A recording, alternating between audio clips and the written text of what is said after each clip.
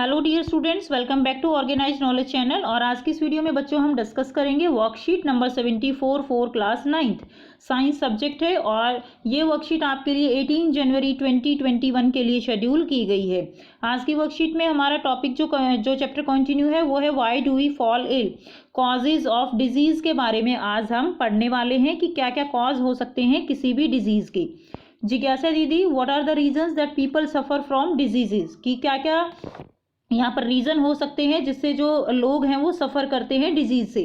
ज्ञान, all kind of diseases are caused due to two type of reason. Two type के reason हो सकते हैं। फर्स्ट है इमीडिएट कॉज, ठीक है। इमीडिएट कॉज यानी एकदम से जो कॉज हो जाए।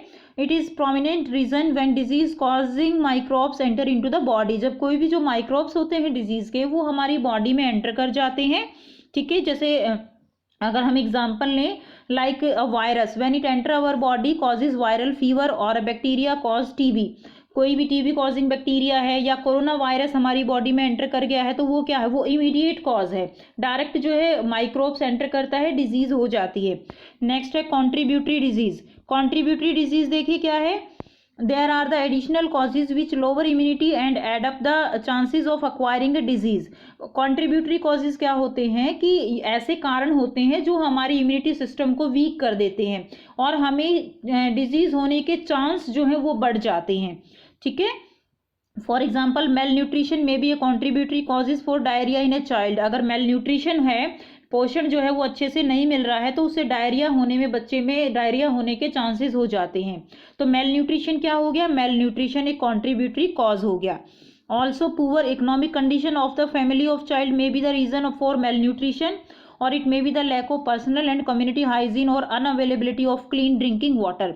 अगर वाटर जो है ड्रिंक जो हम करते हैं वो साफ नहीं है बच्चे का, या आप कह सकते हो पुअर इकोनॉमिक कंडीशन है जिसके कारण मेल न्यूट्रिशन है, ठीक है। तो वो सब क्या है, वो सब कॉन्ट्रीब्यूटरी कॉजेज हैं। Now there are two type of causes, infectious causes and non infectious causes. तो देखिए इमीडिएट कॉज जो है वो टू टाइप्स के हो सकते हैं। एक होता है इन्फेक्शियस कॉज हो सकता है, दूसरा नॉन इन्फेक्शियस कॉज हो सकता है। तो फर्स्ट क्या है, infectious diseases are caused by external reason. तो देखिए इन्फेक्शन होता है, इन्फेक्शन वो किसी भी कारण हो सकता है, ठीक है। सांस के जो हम सांस लेते हैं तो एयर में अगर इन्फेक्शन है उसके थ्रू हमारी बॉडी में एंटर कर सकता है, वाटर के थ्रू एंटर कर सकता है, ठीक है, फूड के थ्रू एंटर कर सकता है। तो वो क्या है, वो इन्फेक्शियस कॉजेज हैं। Infectious causes are caused by external reason and these external reasons are infectious agent. और ये एक्सटर्नल रीजन क्या है, इन्फेक्शियस एजेंट है। Infectious agent are include 4 kind of unicellular microbes. तो इन्फेक्शियस एजेंट जो है वो 4 काइंड ऑफ यूनिसेलुलर माइक्रोब्स हो सकते हैं। लाइक वायरस हो सकता है, वायरस बॉडी में एंटर कर सकता है, लाइक कोरोना वायरस। बैक्टीरिया आ सकते हैं, फंगस से हमें डिजीज हो सकती है, प्रोटोजोआ से हो सकती है। इसके अलावा बच्चों सम इंटेस्टिनल इन्फेक्शन डिजीजेज और also caused by multi cellular organism, ठीक है। कुछ इंटेस्टाइन के इन्फेक्शन होते हैं जो हमें मल्टी सेलुलर ऑर्गेनिज्म जो होते हैं, जैसे कि टेप वॉर्म है, रिंग वॉर्म है, इनसे होते हैं। A disease called elephantiasis caused by a different species of worm. इसके अलावा डिजीज है एलिफेंटियासिस, ठीक है, वो भी एक तरह के इसी तरह के वॉर्म से होती है जिसमें पूरी बॉडी में बहुत सारे दाने दाने से जो है हो जाते हैं, बहुत ज़्यादा डीप रेड हो जाती है बॉडी, उसको हम एलिफेंटियासिस कहते हैं।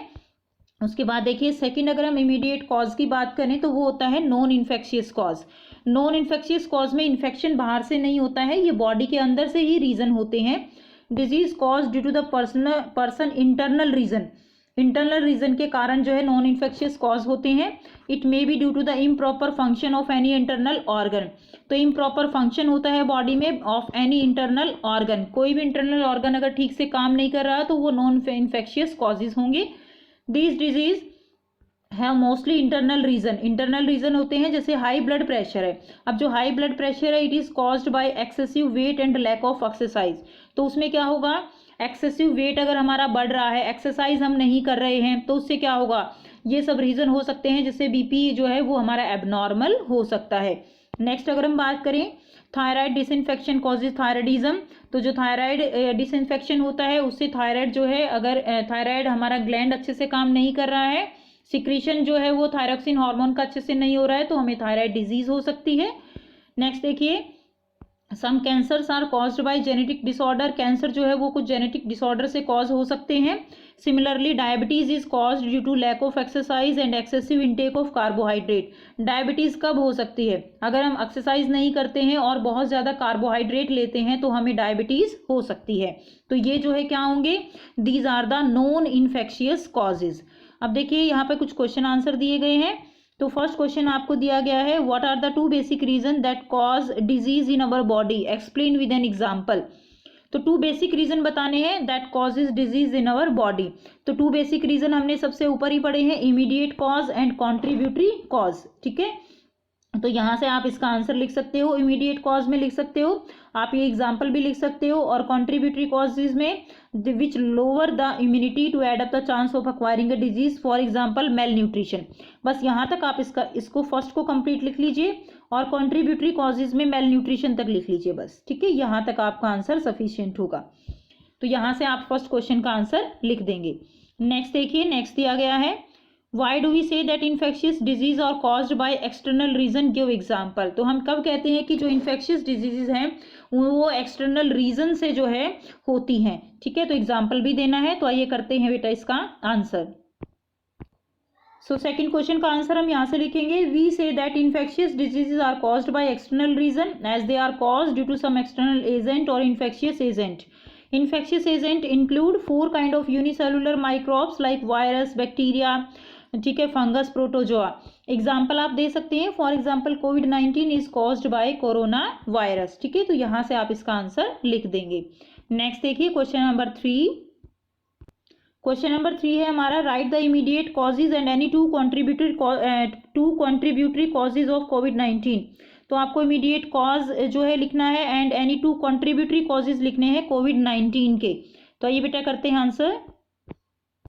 सो यहाँ से आप आंसर करेंगे, corona virus is immediate cause of कोविड-19 whereas contributory causes include not using mask and sanitizer, not maintaining social distancing etcetera. ठीक है, तो ये इमीडिएट कॉज तो कोविड-19 यानी कोरोना वायरस हो गया, और कॉन्ट्रीब्यूटरी क्या हो सकते हैं? मास्क यूज नहीं करेंगे, सैनिटाइजर यूज नहीं करेंगे, तो ये सोशल डिस्टेंसिंग का यूज नहीं करेंगे, तो ये जो है कॉन्ट्रीब्यूटरी कॉजेज हो जाएंगे। नेक्स्ट देखिए क्वेश्चन नंबर 4 क्या है, why do we say that non infectious disease are caused by internal reasons, give example. हम कब कह सकते हैं कि जो नॉन इन्फेक्शियस डिजीजेज हैं they are caused by internal reason, कि वो इंटरनल रीजन से होती हैं। तो आइए बेटा इसका आंसर करते हैं। सो यहाँ से आप इसका आंसर करेंगे, non infectious disease caused due to persons internal reason, it may be due to the improper function of any internal organ. हमने किया था जैसे high blood pressure is caused by excessive weight and lack of exercise, उससे हो सकता है। इसके लिए कोई इमीडिएट रीजन नहीं है ब्लड प्रेशर के लिए। Second, diabetes is caused due to lack of exercise. ठीक है, अगर एक्सरसाइज नहीं करेंगे और साथ में अगर हम ज़्यादा carbohydrate and if we take excess carbohydrate, ठीक है, एक्सेसिव कार्बोहाइड्रेट, ये भी आप लिख सकते हैं। एक्सेसिव कार्बोहाइड्रेट अगर हम लेते हैं तो भी क्या होगा? डायबिटीज हो जाएगी। सो यहाँ से लिख सकते हैं आप, diabetes is cause due to lack of exercise and excessive intake of carbohydrates. तो इससे भी क्या हो जाएगा? डायबिटीज हो जाती है। ये भी क्या है? ये भी नॉन इन्फेक्शियस डिजीज का जो है एक एग्जाम्पल रहेगा। सो यहाँ से आप इसका आंसर कर सकते हैं। तो ये थी बच्चों आपकी आज की बेटा साइंस की वर्कशीट। आई होप आपको वर्कशीट क्लियर है। कोई डाउट है तो आप कमेंट करके पूछ सकते हो। वीडियो अच्छी लगी तो लाइक शेयर जरूर से कर दीजिए, चैनल को सब्सक्राइब भी कर लीजिए। And thanks for watching, have a nice day.